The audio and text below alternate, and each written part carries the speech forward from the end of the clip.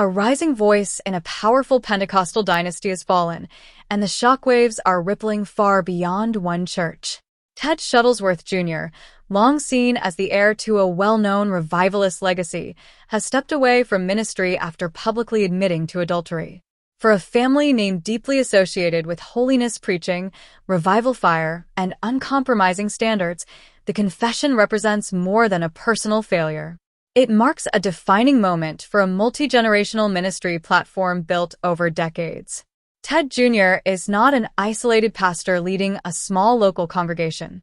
He is the son of Ted Shuttlesworth Sr., a respected figure in charismatic and Pentecostal circles. His extended family includes other prominent voices such as Jonathan Shuttlesworth and Tiff Shuttlesworth, both of whom have built significant followings of their own. Together, the Shuttlesworth name has become synonymous in certain Christian networks with revival meetings, strong preaching against sin, and bold declarations of faith. That backdrop makes the recent confession particularly seismic. When a leader from a preaching dynasty falls, it feels to supporters like the shaking of a foundation, not merely the stumble of an individual. On February 25th, Ted Jr. sent a letter to supporters acknowledging that what began as loose and inappropriate conversations escalated into sexual activity with a woman who was not his wife. In that letter, he reportedly took responsibility and stated that there were no excuses for his actions. He announced he would step aside from ministry.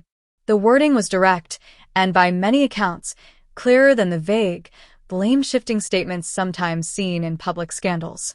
There was no attempt to attribute his actions to spiritual warfare or external pressure.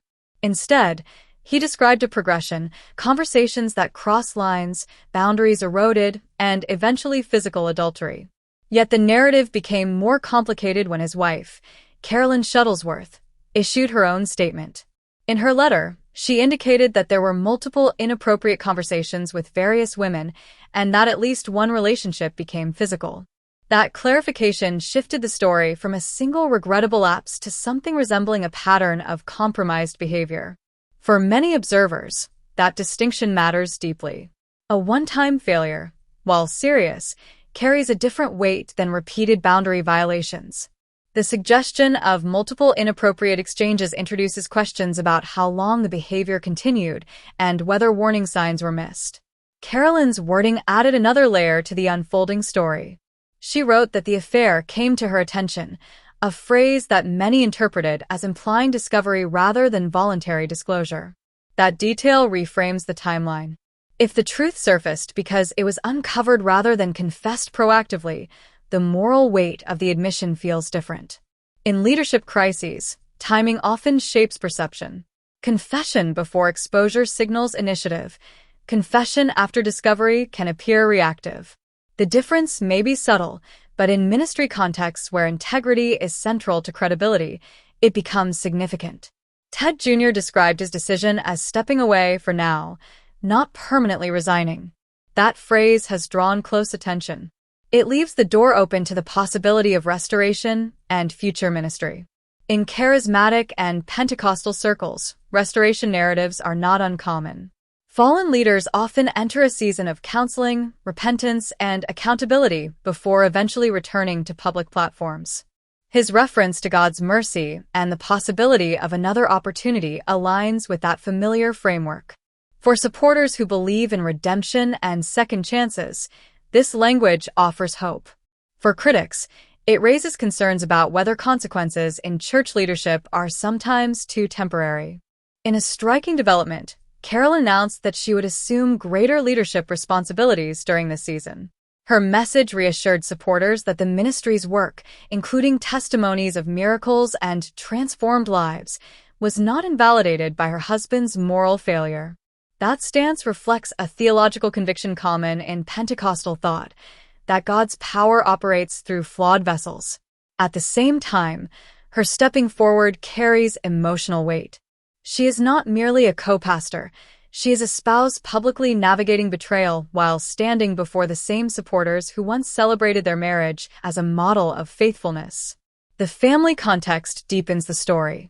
Before the letters became widely circulated, Jonathan and Tiff Shuttlesworth went live online discussing an unnamed but unfolding sexual scandal within ministry circles. They spoke about repentance, accountability, and the serious consequences of hidden sin. The timing of that broadcast suggested that the family anticipated public exposure. It indicated awareness before the broader audience knew the details. For some observers, this preemptive framing looked like an attempt to prepare supporters for what was coming. For others, it demonstrated an effort to control the narrative in advance. The tension between Ted Jr.'s public preaching and his private conduct is perhaps the most jarring aspect of the entire episode. His ministry emphasized holiness, revival, and uncompromising standards. He spoke strongly against moral compromise and called believers to radical obedience. Within Pentecostal culture, where visible passion for purity often defines credibility, such a contrast feels especially stark.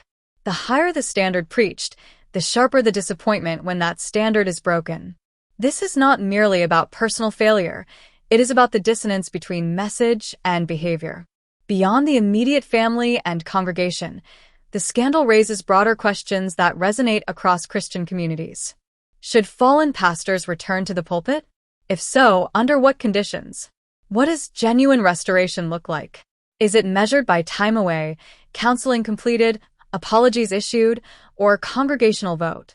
And can a ministry truly continue unaffected when leadership remains within the same family structure that was already aware of internal struggles? There is also the matter of trust. Ministries built around personality-driven preaching often intertwine spiritual authority with family branding. When one member falls, the ripple effects touch everyone associated with the name. Supporters must decide whether they view this as an individual moral collapse or a systemic issue within a tightly connected ministry culture. At the same time, critics must resist the temptation to celebrate downfall. Public failure in spiritual leadership involves real families, real congregations, and very real emotional pain. What remains clear is that this moment represents legacy under pressure. A Pentecostal dynasty known for fiery sermons now faces the quiet, sobering work of accountability. Confession has been made, but consequences are still unfolding. A wife carries both betrayal and responsibility. A family navigates public scrutiny. And a congregation wrestles with disappointment while holding on to faith. Whether Ted Shuttlesworth Jr. eventually returns to ministry or not, this chapter will shape the future of his platform and perhaps influence how similar cases are handled in charismatic circles. It is a story about confession and consequence, about grace and boundaries, about private sin colliding with public calling. In the end, the debate is not merely about one preacher. It is about what accountability truly means when the spotlight shines on those who once stood boldly beneath it.